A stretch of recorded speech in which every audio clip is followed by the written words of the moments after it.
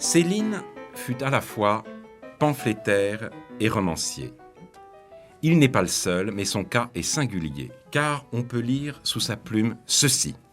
Et puis, pour être colonisé, pour vous dire bien franchement la chose, on ne peut pas l'être davantage que nous le sommes aujourd'hui par les Juifs, par les nègres, par la plus immonde alluvion qui ait jamais suinté d'Orient.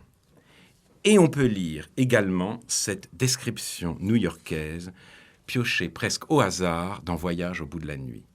J'en ai choisi un, moi, de cinéma, où il y avait des femmes sur les photos, en combinaison, et quelles cuisses, messieurs! Lourdes, amples, précises, et puis des mignonnes têtes par là-dessus, comme dessinées par contraste, délicates, fragiles, au crayon, sans retouche à faire, parfaites, pas une négligence, pas une bavure, parfaites, je vous le dis, mignonnes mais fermes et concises en même temps. Tout ce que la vie peut épanouir de plus périlleux, de véritables imprudences de beauté, ces indiscrétions sur les divines et profondes harmonies possibles. Il faisait dans ce cinéma bon, doux et chaud, de volumineux orgues tout à fait tendres, comme dans une basilique, mais qui se réchauffaient, des orgues comme des cuisses, pas un moment de perdu. On plonge en plein dans le pardon tiède. Y a-t-il donc deux Célines ? Comment vivre avec ce double héritage ? Dans La guerre du goût, Philippe Solers affirme que la France bien pensante s'est débarrassée sur Céline de sa propre culpabilité. Elle avait été antisémite et vichysoise, il était le bouc émissaire idéal. Elle a réduit le romancier au pamphlétaire et voué celui-ci aux gémonies pour pouvoir continuer à bien penser et à se mentir à elle-même. D'où la conclusion claquante de Solers. Il a pris ses risques, il a vu et dit, il a payé, carte sur table. Les dévots ne l'aimeront jamais. Lecteur de bonne foi, lis-le. Jean-Pierre Martin est-il un lecteur de bonne foi ou bien est-il un dévot ? En tout cas, il a lu Céline, tout Céline, et imperméable à l'argumentation célinophile, il vient de publier chez José Corti un livre intitulé « Sans vergogne » contre Céline ou d'une gêne persistante à l'égard de la fascination exercée par Louis Destouches sur papier Bible. D'où vient cette gêne, Jean-Pierre Martin ? Et puisque les pamphlets de Céline ne sont pas sur papier Bible, insinueriez-vous que l'esprit des pamphlets a contaminé les romans ? Jean-Pierre Martin. Le fait que les pamphlets ne soient pas sur papier Bible, c'est précisément très important parce que nous avons affaire à des œuvres incomplètes. La Pléiade, qui est tout à fait justifiée, est une exception. La Pléiade de Céline est une exception. C'est une Pléiade expurgée. Nous n'avons pas les pamphlets. Donc, il me semble que cette façon d'expurger les pamphlets contribue à une mythographie de Céline, une mythographie persistante qui s'est mise en place depuis les années 60, laquelle, précisément, peut, en quelque sorte, édulcorer, arranger, maquiller Céline, lui faire une bonne gueule, même si nous savons quelque part que les pamphlets ne sont pas réédités parce que ils ont un caractère scandaleux, je reviendrai sur ce terme scandaleux tout à l'heure, de même que je reviendrai sur le terme infréquentable, eh bien, nous ne mesurons pas à quel point l'antisémitisme des pamphlets, au fond, n'est qu'un prolongement un peu plus délirant, un peu plus excessif de l'antisémitisme d'époque. On a dit que la machine antisémite dans les pamphlets s'emballait. Mais en fait, elle est faite pour s'emballer. Rien n'y manque, nous dit Kaminski, dans Céline en chemise brune, lorsqu'il répond au premier pamphlet antisémite de Céline, à savoir « Bagatelle pour un massacre ». Rien n'y manque. Kaminski écrit ça en 1938. En 1938. Et ce livre sera republié par les éditions Mille et une nuits en septembre. Prochain, j'écris une postface pour ce livre. Rien n'y manque, nous dit Kaminski, depuis les têtes de Turcs de Goebbels jusqu'aux morceaux de bravoure de Stretcher, répétés chaque semaine dans Sturmer.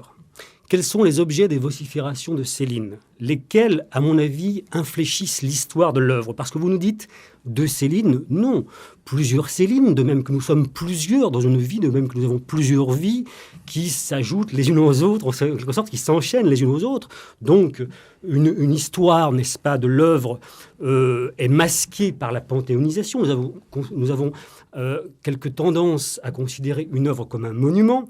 Et donc, les objets de ces vociférations, à Céline, elles ont quand même pour objectif, comme pour objet, comme n'importe quel antisémite, les concurrents de Céline, tout ce qui représente la société occidentale, et le juif en ce qu'il est insaisissable, invisible, invisible comme dans le protocole des sages de Sion, invisible comme Non, mais dans attendez, là je Mein vous Kampf. arrête, Jean-Pierre Martin. C'est-à-dire que nous savons tous, les pamphlets ne sont pas disponibles, mais en même temps, Gallimard a publié une série de cahiers Céline, et puis dans ces cahiers Céline, rien n'est dissimulé, et donc on sait que son antisémitisme est d'une virulence extrême, qu'il a des rêves d'extermination. Je peux citer cette autre phrase, mais vraiment prise au hasard dans un interview en 1938. La Tchécoslovaquie, je m'en fous comme du doigt de pied d'un facteur français. C'est un pays créé de toutes pièces par la bande juive et franc-maçonne. Pourquoi se mêler de cette affaire? Donc, l'ignominie célinienne, elle est connue. La question que je voudrais vous poser plus précisément, c'est celle-ci. Donc, on a expurgé, ce n'est pas bien, mais est-ce que la lecture de expurgé de Céline est possible? Autrement dit, est-ce que cette violence-là se trouve aussi présente dans ces romans? Bon, j'ai quand même deux choses à vous répondre. D'abord, lorsque vous dites l'ignominie de Céline est parfaitement connue, peut-être que je me situe exagérément en tant qu'enseignant de littérature.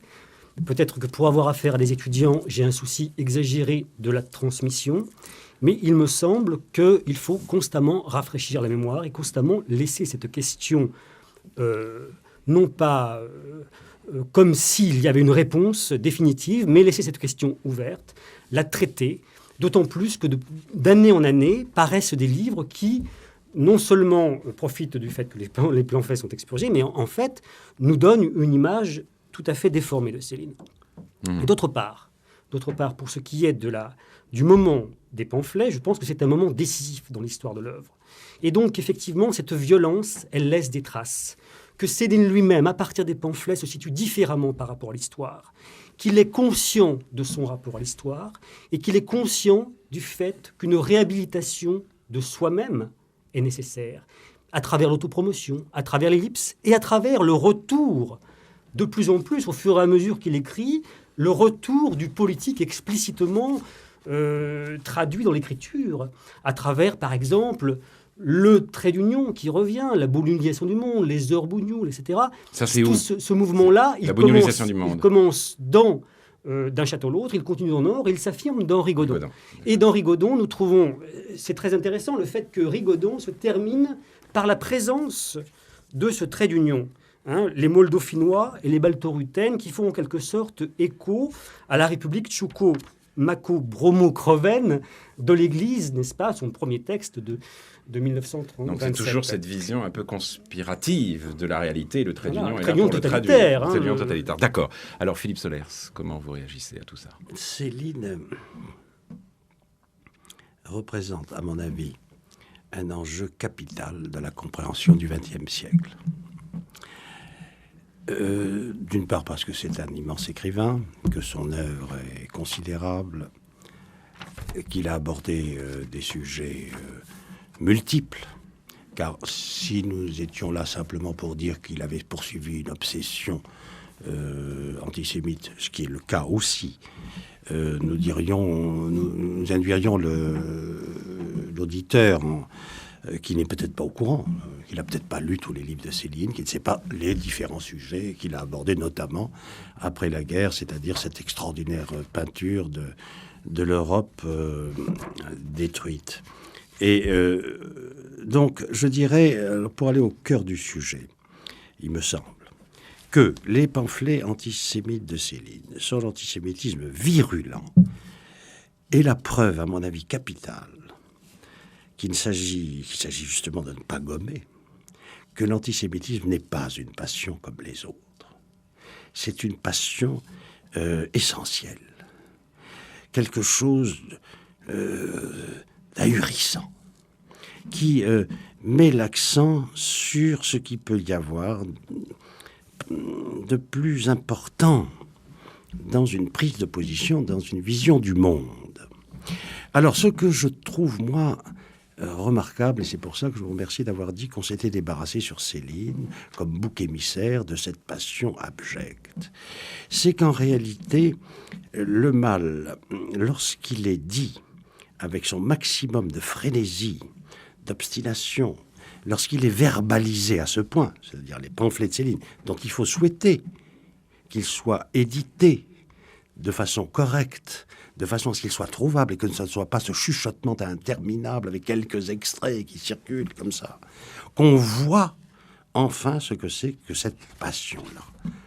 Si on ne la voit pas et si on ne l'étudie pas comme telle, on risque fort de se retrouver dans le mécanisme habituel qui est de rhabiller cette passion en douce sous des mots moins violents, avec des procédures techniques et pratiques qui seront présentables, de nouveau présentables.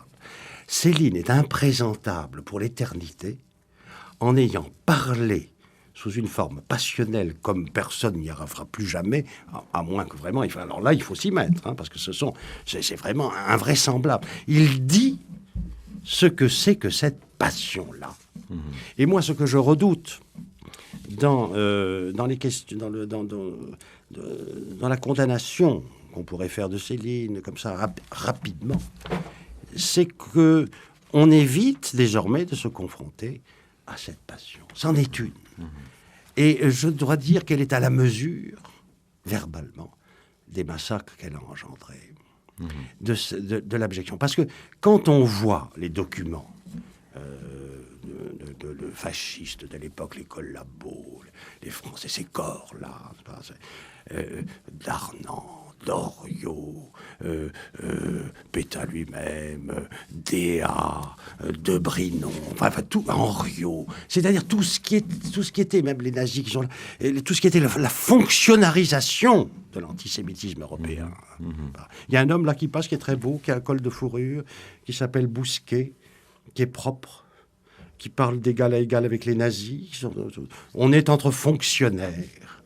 C'est-à-dire l'antisémitisme, à ce moment-là, est devenu une procédure d'élimination technique. Ça n'a rien à voir avec Céline. D'ailleurs, l'extrême droite, comme Bardèche ou d'autres, on a toujours dit Céline ne représente pas nos valeurs. Pourquoi ? Parce qu'il va trop loin. Il va trop loin. Il en dit trop. Mmh. En plus, il vomit, surtout. Mmh. Il n'y a pas de livre plus accablant sur les débris de la collaboration française fasciste que Rigaudon. Les portraits sont épouvantables. Il n'a pas défendu, en somme, des valeurs de remplacement, parce que le communisme l'abiche, des choses comme ça. C'est un nihiliste. Voilà. Le problème, c'est quelle est la question qui devrait nous occuper. C'est pourquoi le nihilisme de Céline, sous sa forme de passionnalité vociférante antisémite, donne lieu, premièrement, à des chefs-d'œuvre, parce que même les pamphlets, dans leur genre, sont des chefs-d'œuvre. C'est bien ça qu'il faut voir.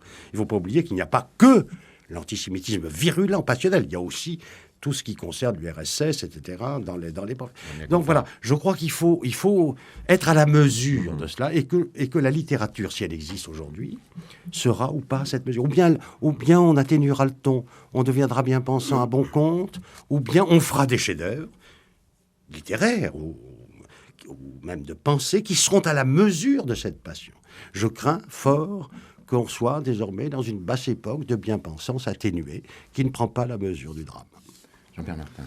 Quand vous parlez de l'antisémitisme en tant que passion essentielle, au fond, vous êtes en train d'énoncer quelque chose qui rabat l'antisémitisme sur une sorte de symptôme, qui aligne le politique sur le psychanalytique, qui considère en somme que l'antisémitisme biologique serait une sorte de pathologie individuelle, ou mieux un cas psychosocial.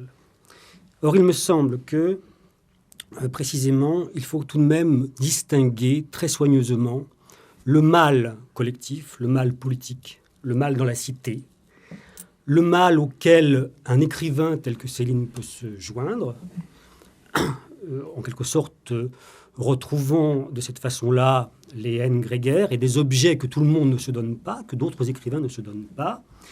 Et puis, d'autre part, le mal pathologique ou le mal psychique. Ce n'est tout de même pas pareil de se rêver en porc ou de se rêver en truie ou de dire « je suis rongé par les poux » que de désigner les Juifs comme des poux dans les années 30.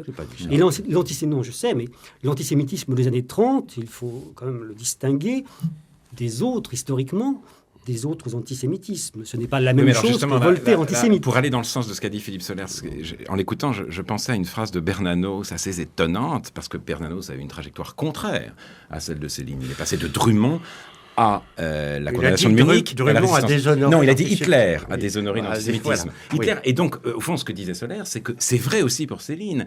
Et donc, il faut, en quelque sorte, publier ces textes. Il faut que ces textes soient lus et connus, précisément pour que nous comprenions juste la vérité profonde et atroce de l'antisémitisme, parce que sinon nous risquerons de le recouvrir sous la fonctionnalisation, sous la banalité du mal, sous des choses qui, d'une certaine manière, nous font manquer l'horreur du siège. Je crois que ce qui non, un mot simplement.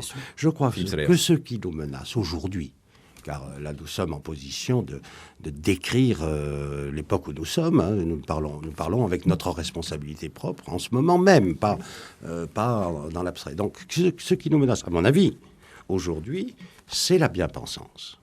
C'est-à-dire la sous-estimation des passionnalités ambiantes et le rêve comme quoi on pourrait faire taire ces passionnalités et trouver une sorte de consensus qui n'aura pas lieu. C'est-à-dire il faut étudier les passions. Et j'ai pas du tout voulu dire que Céline avait un symptôme comme ça ou ça, pas du tout, c'est un symptôme. Il s'est fait le porte-parole d'une passion politique. D'une passion historique énorme, bien sûr. Analyser, expliquer, étudier, tout à fait d'accord. Lorsque j'entends le mot comprendre, même lorsque vous disiez comprendre Alain Finkielkraut tout à l'heure, je pense à cette expression de Primo Levi à propos du nazisme, qui dit ceci, c'est sa position, hein, comprendre, c'est commencer à justifier. C'est ce qu'a dit Claude Lanzmann récemment. C'est plutôt Claude Lanzmann que Primo Levi. C'est Claude Lanzmann qui a dit récemment. Dans les entretiens à la fin de Si c'est un homme. Oui. Et ça me paraît très intéressant de penser à ça, quoi.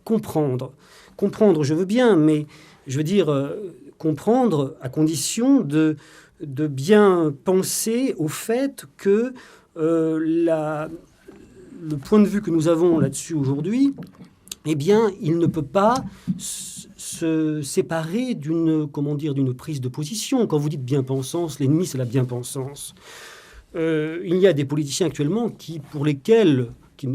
avec lesquels vous ne seriez pas du tout d'accord, Philippe Solers, qui disent aussi qu'il faut briser les tabous, que l'ennemi c'est la bien-pensance. Je ne crois pas qu'aujourd'hui l'ennemi soit la bien-pensance. Je crois que l'histoire du politiquement correct, en l'occurrence, est un moulin aux alouettes. C'est une espèce de mystification. C'est pas ça le problème. Il ne me semble pas. Moi, pour essayer, allez, cette fois-ci, dans votre sens, Jean-Pierre Martin, je voudrais poser une question à Philippe Solers, à partir de votre livre. Parce que justement, à partir du livre de Jean-Pierre Martin, est-ce que c'est pas faire peut-être trop de crédit à Céline que de dire que d'une certaine manière il reflète, représente, pense le XXe siècle, et quand il ne le pense pas, en quelque sorte, il en est le symptôme. Notamment, on dit souvent que justement c'est une écriture apocalyptique pour un siècle apocalyptique. Et Jean-Pierre Martin dit ceci: l'apocalypse, selon Céline, ce n'est pas Auschwitz, ce n'est pas Hiroshima. Non, l'apocalypse, c'est uniquement là où le train de Céline en fuite est passé, Hanovre, Hambourg, l'Allemagne sous les bombes. C'est vrai que quand on lit Céline, et quand on le lit vraiment, même ses romans après 45, quand on le lit littéralement, eh bien, le XXe siècle, il n'est pas là. Il l'est dans Le Voyage au bout de la nuit, nous y reviendrons, mais sinon il n'est plus là. Il n'y a plus que les malheurs de Céline.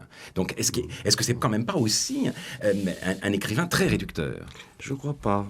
Je crois que vous n'avez pas dans aucune autre littérature du XXe siècle une description ahurissante de ce qu'est le traumatisme, la violence, le bombardement intégral, le bruit, la fureur, comme dirait quelqu'un, n'est-ce pas, de ce siècle. Je crois que vous avez beaucoup de littérature, il y a beaucoup de choses essentielles, plus ou moins bien faites, mais vous n'avez pas ce traumatisme, cette espèce de choc, de tremblement qui anime Céline. Et bien entendu, il parle de ce qu'il connaît. Mais vous savez, il y a un livre de Céline admirable, à mon avis, qui s'appelle Féerie, 1000 soupirs pour une autre fois. Oui, qui est la première version de Féerie pour une autre fois, et que vous préférez, finalement. Bien sûr, je trouve ça magnifique, parce que ce qui a lieu dans ce livre, c'est simplement un trajet de 100 mètres à Montmartre. L'écrivain se trouvant en situation sous les bombardements. Bon. Les bombardements sont ceux de Paris, on est à Montmartre, il se promène avec ses balais, peu importe. Il y a quelque chose comme une résonance, de même qu'il y avait dans Voyage au bout de la nuit, une prise en considération de la crise de 29 économique, c'est-à-dire qu'on n'a jamais écrit un livre aussi magnifique sur la misère, le manque d'issue, la banlieue, les rôles arbitraires joués par les uns et par les autres. De même, vous avez tout à coup, dans la prose de Céline, à partir de la guerre et après, notamment dans Rigaudon, avec ce fameux passage sur Hambourg, quelque chose que je ne trouve pas dans d'autres livres, avec une telle force que vous pouvez appliquer à la planète, à la petite planète Europe détruite, c'est-à-dire quelque chose qui est une grande vision d'écrivain. Et vous ne trouvez pas ça dans d'autres livres, tout le reste se traîne à côté. Vous avez là quelque chose qui, sur le mode de la souffrance, de la destruction, de la fin de tout, évidemment, est extraordinaire sur le plan de la littérature, il faut le dire. Jean-Pierre Martin. Je crois que là, nous sommes au cœur du débat. C'est-à-dire que la question Céline est intéressante si effectivement nous nous posons la question tout entière de la littérature, et particulièrement de la littérature du XXe siècle. Et je crois que c'est là que nous ne sommes pas d'accord, parce que je comprends très bien qu'en tant qu'écrivain, nous ayons besoin de nous rattacher à une sorte de mythographie de la littérature, par exemple une mythographie de l'excès, une mythographie du fantasme, une mythographie de la transgression, de la subversion. Je comprends tout à fait que cela peut être nécessaire aussi. Aux mythographies de la souffrance. Parce que pour moi, oui, Céline, n'est-ce pas, oui. est aussi important dans son registre que, par exemple, Antonin Artaud l'est dans le sien. En revanche, c'est-à-dire, ce sont des écrivains essentiels, et maintenant, nous sommes dans la marchandise qui voudrait nous dire que tout ça, c'est rien. C'est très important. Bien sûr, mais donc, dans cette mythographie de l'excès, effectivement, on rattache... C'est pas de l'excès, c'est du constat. On rattache Céline à une sorte de tradition, en somme, à l'expérience des limites. On va retrouver Sade, on va retrouver l'autre amont, Artaud, que vous venez de citer. Bataille. Et on ne va pas parler, et je me demande bien pourquoi, de Michaud, on va moins parler de Beckett, de Ponge... On va moins parler aussi bien de Sandrars. Et moi, il me semble que Michaud, Beckett, Sandrars, en plus à la mesure du XXe siècle, qui sont des contemporains de Céline, ont témoigné sur le XXe siècle, mais d'une façon complètement différente. Et la question qu'il faut se poser, à mon avis, c'est pourquoi est-ce qu'un Beckett, par exemple, qui, lui, a participé à la résistance, qui échappe de peu à la Gestapo, eh bien, il écrit un roman magnifique. Vous employez le terme magnifique, moi j'emploie pour Beckett, un roman magnifique qui s'appelle Watt, pendant la guerre, et qui ne fait aucune allusion directe, qui n'a aucune référence à la guerre. Et moi, je crois que c'est cette question, précisément, qui se pose, à savoir de la volonté, chez certains écrivains, à l'opposé de Céline, qui, lui, s'embourbe dans le marais de l'histoire, cette volonté, donc, de se tenir à l'écart de l'histoire, parce qu'ils ont eu conscience que la littérature ne pouvait témoigner que de façon oblique. Et c'est le cas, par exemple, d'un ouvrage magnifique de Michaud, qu'il écrit aussi pendant la guerre, avant la guerre, qui s'appelle Ailleurs, qui regroupe des textes tels que Ici Podéma, etc., où nous avons une sorte de vision oblique du totalitarisme qui est largement aussi forte, moi je trouve nettement plus forte, par goût personnel, que celle de Céline. Mais je ne vois pas pourquoi faire de Céline le superlatif, le plus grand écrivain de ce siècle-là. Je ne vois pas pourquoi, sinon parce qu'on a besoin de cette mythographie-là. Et qui se rattache à des fantasmes un peu datés dont il faudrait faire le bilan. Comme vous savez sans doute, Solers. je n'ai pas fait de Céline le seul écrivain du XXe siècle. Vous citez Beckett, je peux écrire ce Beckett. Vous citez Michaud, ça peut. Je préfère Artaud, mais chacun ses goûts. Je veux dire, la question n'est pas là. La question est qu'il faut éclairer de tous les côtés à la fois tout ce qui peut mettre en relief cette folie du siècle. Et si nous ne le faisons pas avec tous les talents, on peut parler de Picasso, on peut parler de Stravinsky, de qui vous voulez. Je pense que Céline a tout à fait son rôle à jouer dans cet éclairage. C'est tout. Alors Jean-Pierre Martin, là-dessus, je voudrais que... Il y a une chose qui m'a beaucoup intéressé dans votre livre, c'est la critique que vous faites de Céline romancier. Au fond, vous vous référez à la définition du roman que donne Kundera dans l'art du roman ainsi que dans les Testaments trahis, une certaine sagesse de l'incertitude, la conquête de l'ambiguïté et de la relativité qui commence avec Don Quichotte et qui se poursuit. Et vous vous demandez si effectivement Céline est à la mesure de cette conquête-là ou s'il n'y a pas une régression. Parce que vous dites par exemple à idée monomaniaque, discours monologique. Et vous voyez le gros ego de Céline aspirer de tout. Peu à peu, le roman célinien aura d'une certaine façon été aspiré par l'écriture de ce jeu terroriste, une écriture nerveuse de l'exclamation, à saccades et à coups de force, sourde à toute contradiction, à toute contestation de l'intérieur, à toute parole antagoniste. Alors, c'est peut-être là que votre divergence esthétique se situe. Vous ne jugez pas Céline comme un romancier à la mesure du siècle, mais comme un romancier en régression sur les exigences même du roman. Oui, Jean-Pierre-Martin.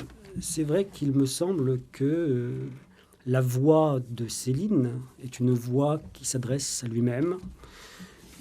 C'est en quelque sorte une régression finalement par rapport à Rimbaud. Rimbaud disait « je suis un autre ». Céline dit « je suis moi ».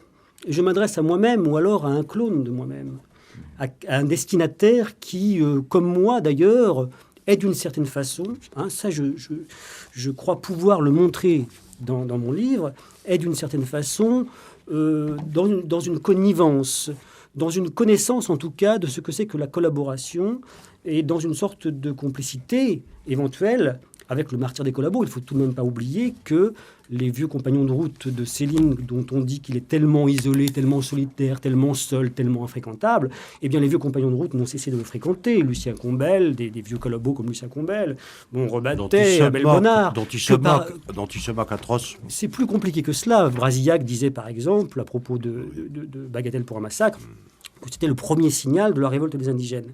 Mais moi, ce qui me semble effectivement, c'est que dans des livres comme D'un château l'autre, et je ne suis pas le seul à le dire, Pasolini le dit, dans Description de description, dans un article de 1974, Pasolini dit ceci, D'un château l'autre, je n'irai pas jusque-là, mais il dit, lui, que D'un château l'autre est un livre mauvais parce que Céline adhère à ce qu'il pense et fait adhérer le lecteur à ce qu'il pense et qu'il ne prend pas de distance et qu'il n'y a pas de polyphonie et que ce n'est pas du roman. Et je crois que ce qui est très particulier chez Céline, très fort en même temps, je le concède évidemment, c'est une espèce de conjonction ou de confusion entre une idée qu'il se fait du roman, le pamphlet, il y a la trace pamphlétaire qui continue, qui persiste dans les derniers livres, particulièrement dans Rigaudon, le mémorial et l'autobiographie. C'est-à-dire que c'est comme si le destin, vous parliez tout à l'heure de la fuite en Allemagne, c'est comme si le destin de Céline se confondait avec le destin de l'humanité tout entière et avec le destin de l'Europe. Que ce soit des romans ou que ce soit pas des romans, c'est pas vraiment le sujet. Il s'agit d'une prodigieuse vision du monde nourrie par un style qu'on peut trouver paranoïaque, mégalomane, égomaniaque, monomaniaque, tout ce que vous voulez. Saint-Simon aussi, comme ça, dans son genre. Et puis d'ailleurs, c'est d'ailleurs une tradition assez française de dépasser les genres et de tout à coup de se poser, de se poser en unique témoin de la justice ou de la vérité supposée. Chateaubriand, etc., etc. Si vous dites que Chateaubriand n'a pas fait un bon roman avec les Mémoires d'outre-tombe, bien entendu, je serais d'accord, mais c'est pas le problème. Alors, la question qui se pose est autre, il me semble. C'est, au lieu de revenir, c'est assez polémique sur le roman, qui serait un peu fastidieuse, alors, c'est ce qu'une langue, à un moment donné, peut dire. Dans sa commotion, dans sa révulsion, dans son insurrection. Qu'est-ce qu'elle dit ? Elle dit quelque chose. Alors on peut ne pas être d'accord avec ce qu'elle dit. On peut trouver ça abominable. Par exemple, il est évident que le français, de ce point de vue-là, a un destin particulier. Il y a tout à coup une œuvre qui s'appelle Sade, dont on imagine mal, d'ailleurs, comment elle aurait pu être écrite dans une autre langue. Et puis, il y a tout à coup cet énorme continent de Céline. Puis, il y en a d'autres. Il y a Proust aussi. Enfin, tout ça est intéressant. Qu'est-ce que c'est qu'une langue lorsqu'elle arrive à ça, Là, des romans, il y en a partout, des romans. On peut faire des romans. Mais moi, ça me... Oui, mais alors vous dites la langue... Ce qui m'intéresse, pourquoi oui. C'est pourquoi le français... le français de Céline qui m'intéresse énormément, parce que c'est une batterie rhétorique énorme, n'est-ce pas? C'est quelqu'un qui décline à la fois Villon, Rabelais, les chroniqueurs. C'est toute une histoire. Le style de Céline, c'est quelqu'un d'extraordinairement cultivé, même s'il fait semblant comme ça d'improviser. C'est une culture, c'est une bibliothèque en marche. On sent très bien. Il y a les caractères de la Bruyère, il y a Chateaubriand, il y a Joinville, il y a Froissart, il y a Villon, il y a Rabelais, bien sûr, il y a Zola. Donc, c'est ce moment de la langue qui m'intéresse. Bien, alors, Céline, d'ailleurs, en avait conscience, puisqu'ils entretiennent avec le professeur Y. C'est ça qu'il dit, d'ailleurs, lui-même. Il se targue d'avoir cette petite invention immense, l'introduction de l'émotion dans le langage écrit. Alors, il dit, et ça, c'est peut-être un peu contestable... Le rail profilé. Qu'il est contesté à cause de votre style, persécuté à cause de son style. Oui, je crois que... Mais quand même, il est peut-être aussi contesté à cause de ce qu'on lit, si vous voulez. Il y a des choses Eh bien, c'est la question qu'il a posée qui me paraît essentielle. C'est d'ailleurs la question que posait Flaubert. Flaubert l'a dit. Il y a eu des tas de procès au XIXe siècle. Flaubert a dit, au fond, c'est le style qui est coupable. Par rapport à... Il y a un tribunal, il y a des tribunaux politiques, il y a des tribunaux idéologiques. C'est le style, c'est la façon de voir. Céline a repris ça, à mon avis, de façon assez... Vous pensez que c'est assez juste? Ah oui, c'est très juste. Bon, on est coupable de style. Alors là aussi, on est à nouveau au cœur d'une des questions fondamentales, à savoir, est-ce qu'une lecture critique d'une œuvre doit reprendre texto les déclarations de l'auteur, ou bien est-ce qu'elle doit au contraire prendre ses distances? Est-ce qu'elle doit paraphraser et considérer que ce que l'auteur a dit de lui-même est génial et que ça clôt en quelque sorte l'espace de la lecture? Est-ce qu'au contraire elle doit ouvrir?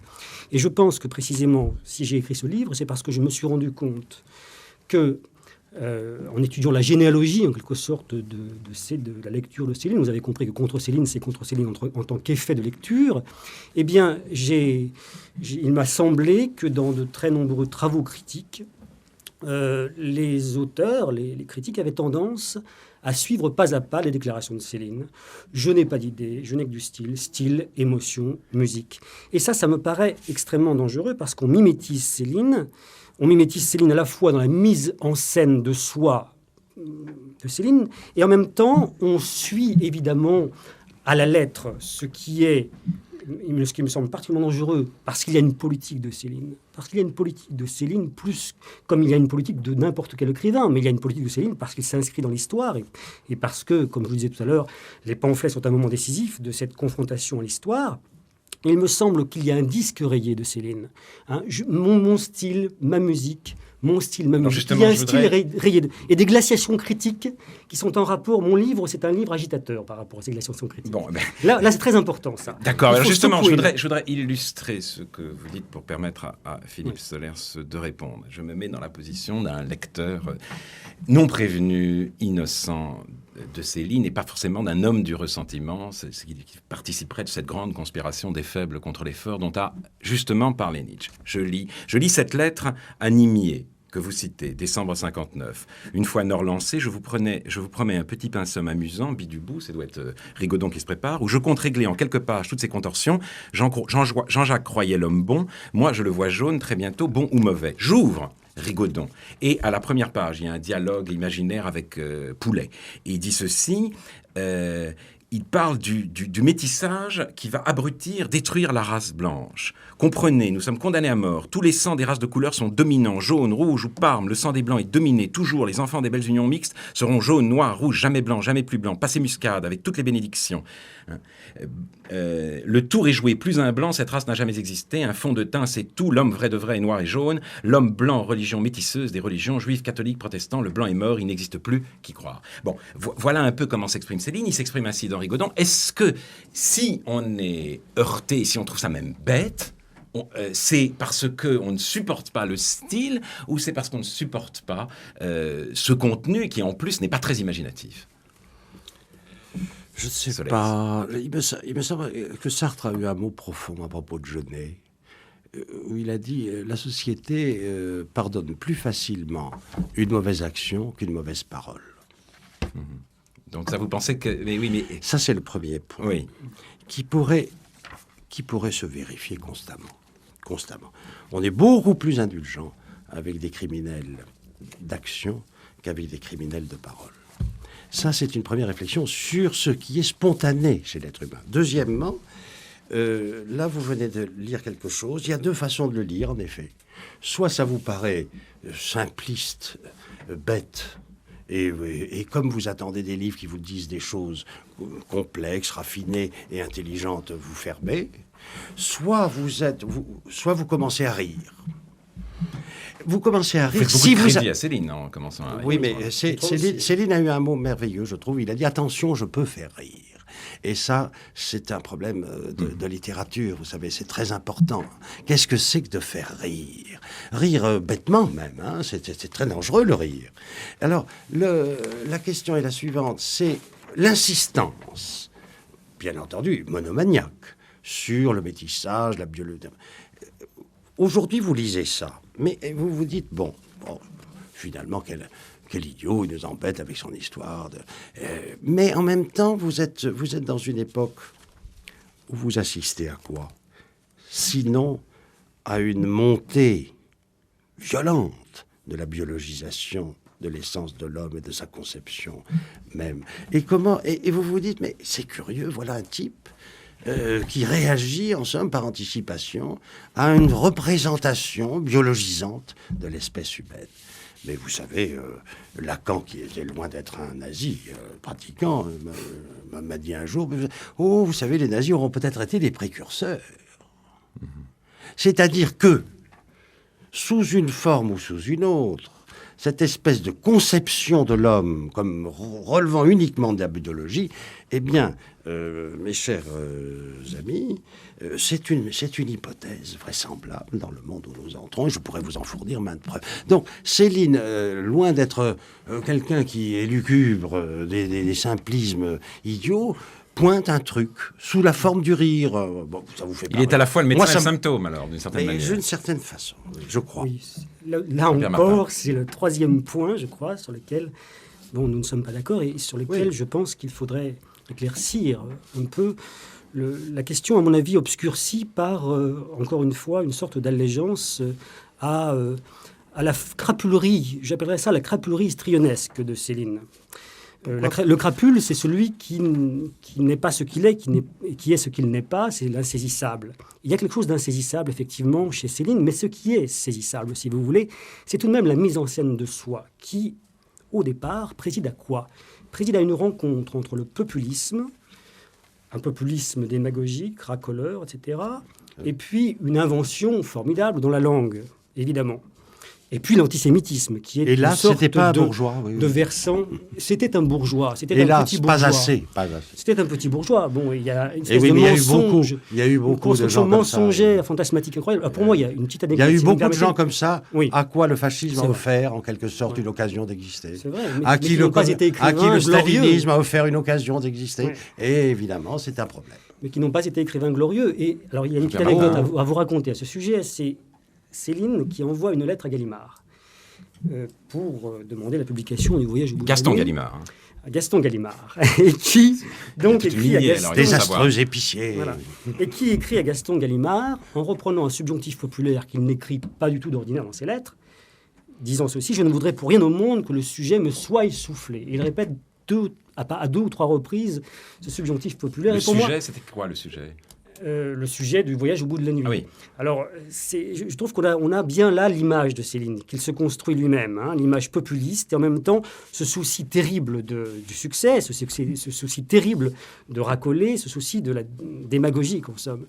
Et alors, ce que je voudrais quand même, sur ce quoi je voudrais revenir, c'est sur cette idée que Céline, alors tantôt il rit, tantôt il est délirant, tantôt il est lucide. J'ai remarqué que chez les défenseurs inconditionnels de Céline, parce que moi, ce qui me gêne, c'est pas l'admiration de Céline. C'est l'inconditionnalité. C'est l'admiration inconditionnelle, dont Pasolini déjà disait en 1974, l'admiration inconditionnelle de Céline est devenue un lieu commun. Il commençait son article ainsi. Bon. Mais c'est pas vrai. Et donc, il le disait en 1974. Mais c'est vrai que lui-même n'avait pas à défendre de façon franchouillarde un patrimoine, parce qu'il y a ça aussi chez Céline. J'ai remarqué dans la réception du livre, qui a été pour moi une expérience formidable en un sens, l'effet du titre, l'effet du titre, quand vous dites contre Céline, évidemment, c'est pas contre François Copé, hein, mais quand vous dites contre Céline, c'est un peu comme si vous disiez contre la Tour Eiffel, quoi. Hein. Il y a eu contre Contre le Venise. patrimoine Même français. Contre Venise. Parce qu'il y a un monument Céline, et nous ne voulons pas remettre en cause ce monument. Et alors, je voudrais revenir tout de même sur le curieux dualisme sur lequel repose la lecture historique de Céline. Ce curieux dualisme, c'est en somme de jouer la subversion contre la norme, la nature ou l'instinct contre le symbolique, l'irrationnel contre le rationnel, le babil ou l'archaïque contre le discours de l'inceste. C'est-à-dire qu'on cherche en somme chez Céline ce qu'il affirme lui-même avoir trouvé dans le langage, un hétérogène au langage, un hétérogène au sens. C'est ce qu'explique très très bien les pages, lisez, si vous ne les avez pas lues, les pages merveilleusement lucides, pour le coup, de Méchonique dans La politique du rythme, qui est un ouvrage paru chez Verdier récemment. Il ne peut pas y avoir de critique, de lecture critique de Céline sans une véritable critique des positions prises par Céline en tant que mythographie de soi et de la littérature. Alors, justement, une question, Philippe Solers, à ce propos. Vous venez d'expliquer, et de façon assez convaincante, enfin, qu'on pouvait lire Céline en riant et donc continuer la lecture de Rigaudon et mieux comprendre en ce qui se trame dans notre XXe siècle. Mais le rire est une arme terrible. Le rire est une arme terrible, c'est vrai. Mais on a quand même le sentiment que vous faites un peu de poids, de mesure. Je parle du plaisir que j'ai à lire. Oui, non, mais ça, je le comprends. Non, mais je veux dire par là, parce que vous dites, on peut dépasser, si vous voulez, ce dégoût immédiat et peut-être un peu superficiel, tel que celui que j'ai pu éprouver à la lecture de Rigaudon. Donc, vous faites énormément de crédit à Céline. Philippe Ménard a publié, il y a quelques mois ou quelques semaines, un livre sur Blanchot, assez sévère. Vous avez accueilli l'auteur dans l'infini. Moi, je l'ai accueilli ici pour en parler. Marcelin Plénet, dans un livre qu'il vient de publier, Le plus court chemin de tel quel un infini, dans votre collection L'Infini, en parle aussi. Et vous êtes extrêmement sévères, les uns et les autres, avec Blanchot, qui a eu quelques petits dérapages antisémites dans les années 30, qui a ensuite, pendant la guerre, eu un comportement assez exemplaire. Il a caché la femme de Lévinas, qui ensuite a beaucoup réfléchi au judaïsme. Et d'une certaine manière, vous mettez presque... vous dites, son antisémitisme d'autrefois et son philésémitisme d'aujourd'hui, c'est assez symptomatique, c'est pas très sain. Donc, une incroyable sévérité dans le cas de Blanchot, qui quand même ne le mérite pas, me semble-t-il, et puis, sinon une indulgence, du moins une compréhension maximale envers Céline. Alors, pourquoi ce deux poids, deux mesures ? D'abord, j'ai jamais lu Blanchot, que j'aime beaucoup, pour rire. Non, c'est sûr, ça nous sommes d'accord. Mais on peut trouver d'autres plaisirs que celui du rire dans l'écriture. Oui, mais il y a à mon avis, j'ai envie d'insister là-dessus tout à coup. Allez-y. Il y a une qualité éminente du rire, qui est le propre de l'homme, comme a dit quelqu'un, n'est-ce pas ? Et il me semble que là, il y a un clivage entre ceux qui comprennent ou qui sentent la possibilité homérique pour le coup, puisqu'on dit ça, hein, le rire homérique. Il n'est pas forcément intelligent, le rire homérique. Et voilà. Donc, moi, je suis sensible à ça dans une œuvre d'art. C'est ce qui me fait que j'aime Picasso, parce que ça me fait rire aussi, etc. Je dois dire, voilà, c'est tout. Donc, je pense que là, l'esprit de sérieux intervenant massivement dans ces choses, tout à coup, là, j'ai envie d'être plus sévère pour l'esprit de sérieux. Je voudrais vous poser une question maintenant, Jean-Pierre Martin, sur l'esprit de sérieux et sur la bien-pensance. Parce que je crois quand même qu'on peut s'inquiéter du climat de bien-pensance. Alors, moi, je voudrais lire une liste de proscrits. Attendez, avant, est-ce que je peux aller très vite ? Alors, très vite. Après, peut-être. Est-ce que je peux aller très vite Oui, et vous lire le programme de la purification du passé tel qu'elle pourrait être aujourd'hui promulguée d'une façon... Alors, vite, allons très vite.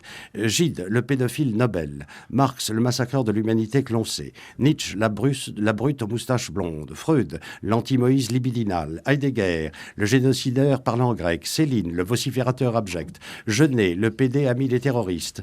Henri Miller, le misogyne sénile. Georges Bataille, l'extatique à tendance fasciste. Antonin Artaud, l'antisocial frénétique. Jean-Paul Sartre, le bénisseur des goulags. Louis Aragon, le faux hétérosexuel chantre du KGB. Ezra Pound, le traître à sa patrie mussolinien chinois. Ernest Hemingway, le machiste tueur d'animaux. Bourriaud, William Faulkner, le négrier alcoolique, Vladimir Nabokov, l'aristocrate papillonneur pédophile, Voltaire, le hideux sourire de la raison, dénigreur de la Bible et du Coran, totalitaire en puissance, le marquis de Sade, le nazi primordial, Dostoïevski, l'épileptique nationaliste, Flaubert, le vieux garçon haïssant le peuple, Baudelaire, le syphilitique lesbien, Marcel Proust, l'inverti juif intégré, Drieux-La Rochelle, le dandy hitlérien, Morand, l'ambassadeur collabo, Shakespeare, l'antisémite de Venise et Balzac, enfin, le réactionnaire fanatique du trône et de l'autel. D'ailleurs, François récemment a ajouté, On peut au moment de on peut l'affaire, ajouter à la liste, hein, c'est une liste non close. a ajouté Colette. Oui, On pourrait ajouter Thomas Mann à Mais cause de Mort à Venise. allons-y. Non, mais alors, Oui, mais il ne je fallait pas constate- ajouter Blanchot, je crois. Oui, je constate Allez-y. justement que vous n'avez pas répondu à la Ah question non, Blanchot est dans le bon camp. d'Alain Finkielkraut. Parce que Blanchot, moi, je suis tout à fait d'accord Blanchot avec est vous. promu, non. Oui. Oui, mais alors, Il c'est n'a pas de péché. Oui, mais c'est pas la peine de retourner l'argument contre lui. c'est Mais ça non, qu'on mais sait. on peut rire. D'accord. Allez, Jean-Pierre Martin. Oui, Alors, justement, moi, je voulais vous poser quand même Oui. une question très rapide Oui. sur ce climat de bien-pensance qui sévit aujourd'hui. On y est. Mais disons, si vous voulez, par exemple, vous parlez de Le Pen, et je trouve que c'est un peu dommage. Vous dites effectivement, dans ce climat actuel, attention avec Céline, parce qu'on en parle beaucoup, mais quelquefois à mauvais escient. Je voudrais vous lire un très court extrait d'une chronique des Inrecuptibles, un magazine branché qu'aiment beaucoup les journalistes et les éditeurs, sur l'affaire de l'art contemporain. Hein. Il dit ceci, si l'on compare les récentes déclarations antimodernes de Jean Clair ou Marc Fumaroli, le programme culturel du Front National, les divergences ne sautent pas aux yeux. Partout le même appétit de l'or, la même fascination pour les valeurs traditionnelles, la haine pour la permissivité esthétique d'un côté, morale de l'autre. Peu importe les opinions politiques qu'ils affichent, Domecq, Clair et Fumaroli sont les meilleurs alliés du Front National dans sa reconquête du monde des idées. Moi, on lit ça, si vous voulez, c'est Oui, l'humanité des années 50. Oui, Hein, tout à fait c'est-à-dire d'accord. comment être Tout stalinien à et fait branché, lisez les Inrecuptibles. Et donc, mais ça veut dire qu'il y a un usage aujourd'hui Faites instrumental. attention, Alain, parce qu'il y a un procès en Si vous cours êtes- Oui, là-dessus. il y a un usage. Oui, mais enfin, il faut pas non plus. Ah bah, vous voyez, prendre... Non, mais il faut faire attention. moi, je sais pas s'il y a un procès. J'ai lu ça, c'est paru dans Non. dans Il ne faut les pas, sous Inrecuptibles. le prétexte qu'il y aurait cette menace de la bien-pensance, il ne faut pas rendre suspecte toute réflexion sur les rapports entre éthique et esthétique. Et d'autre part, si vous avez lu mon livre, vous vous êtes rendu compte qu'il n'avait rien d'une leçon de morale ou d'un procès, qu'il était du côté de la question, pas de la réponse, qu'il appelait à maintenir la question en suspens telle qu'elle. Parce que je voudrais bien savoir qui a pu répondre à cette question sans omettre un seul des deux termes qui consisterait à réfléchir à ce et entre grand écrivain et écrivain raciste, qui a réussi véritablement au jour d'aujourd'hui à penser cet indissociable-là. Eh oui. Bien, mais je pense que c'est une vraie question. Nous pouvons terminer sur cette question. Une vraie Je question. ne parlais de ce climat de bien-pensance, Jean-Pierre Martin, que parce que je pense que votre livre, dans sa forme de questionnement, y échappe. Et je terminerai sur une citation de Sartre. Dans les mots, n'est pas héros qui veut, ni le courage, ni le don ne suffisent. Il faut qu'il y ait des îles et des dragons. Eh bien, j'ai l'impression que quelquefois, et notamment dans ce texte sur la haine de l'art de Nicolas Bourriaud, on s'invente des dragons pour être un héros à bon compte, et un certain antifascisme, malheureusement, tombe dans ce panneau. Mais je ne crois pas du tout que ce soit le cas de votre livre. Simplement, c'est vrai que cette bien-pensance, elle peut être un peu écrasante. Alors, je voudrais rappeler le titre de votre livre pour terminer. Il s'appelle Contre Céline, Jean-Pierre Martin, ou d'une gêne persistante à l'égard de la fascination exercée par Louis Destouches Sous-titré sur roman. papier Bible, C'était très roman. avec quelques propositions de sujets pour la baccalauréat d'une fin de millénaire, sous-titré roman. Il est publié chez José Corti. De Philippe Solers, je rappellerai le livre qui nous a un peu occupé ici, c'est-à-dire La guerre du goût, qui a été publié chez Gallimard et qui existe aujourd'hui en collection Folio. Voilà. La semaine prochaine, nous parlerons vraiment de politique et des questions que le fascisme pose aujourd'hui, avec une émission intitulée L'enracinement du Front National. Et mes invités seront Olivier Duhamel et Pascal Perrineau.